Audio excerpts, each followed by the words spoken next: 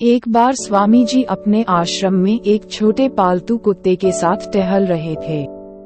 तभी अचानक एक युवक उनके आश्रम में आया और उनके पैरों में झुक गया और कहने लगा, स्वामी जी, मैं अपनी जिंदगी से बड़ा परेशान हूँ।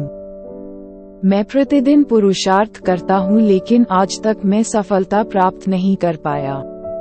पता नहीं ईश्वर ने मेरे भाग्य में क्या लिखा है, जो इतना पढ़ा लिखा होने के बावजूद भी मैं नाकामयाब हूँ। युवक की परेशानी को विवेकानंद जी तुरंत समझ गए। उन्होंने युवक से कहा, भाई, थोड़ा मेरे इस कुत्ते को कहीं दूर तक सैर करा दो, उसके बाद मैं तुम्हारे प्रश्नों का उत्तर दूंगा।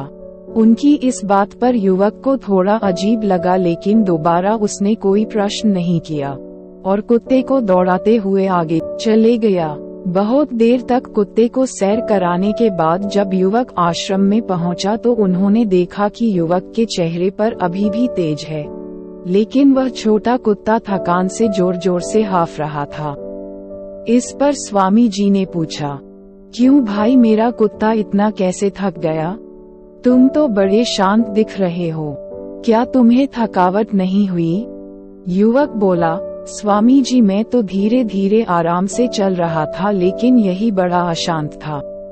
रास्ते में मिलने वाले सारे जानवरों के आगे पीछे दौड़ रहा था, इसीलिए एक जैसी दूरी तय करने के बावजूद भी यह इतना थक गया। तब विवेकानंद जी ने कहा, भाई, तुम्हारे प्रश्नों का उत्तर भी तो यही है। तुम्हारा लक्ष्य तुम्हारे अगल बगल है, वो तुमसे कहीं दूर थोड़ी है, परंतु तुम अपने लक्ष्य का पीछा छोड़ करके अन्य लोगों के आगे पीछे दौड़ते रहते हो, और इस तरह तुम जिस चीज को पाना चाहते हो उससे दूर चले जाते हो। युवक उत्तर से संतुष्ट हो गया और अपनी गलती को सुधारने में लग गया। दोस्तों, क्या आपको नहीं लगता आज हम भी इसी कहानी के कुत्ते के समान दूसरों को फॉलो करने में लगे हुए हैं? अगर आपका मित्र डॉक्टर है तो आप भी वही बनना चाहते हैं, भले ही उसमें आपकी कोई रुचि हो या ना हो।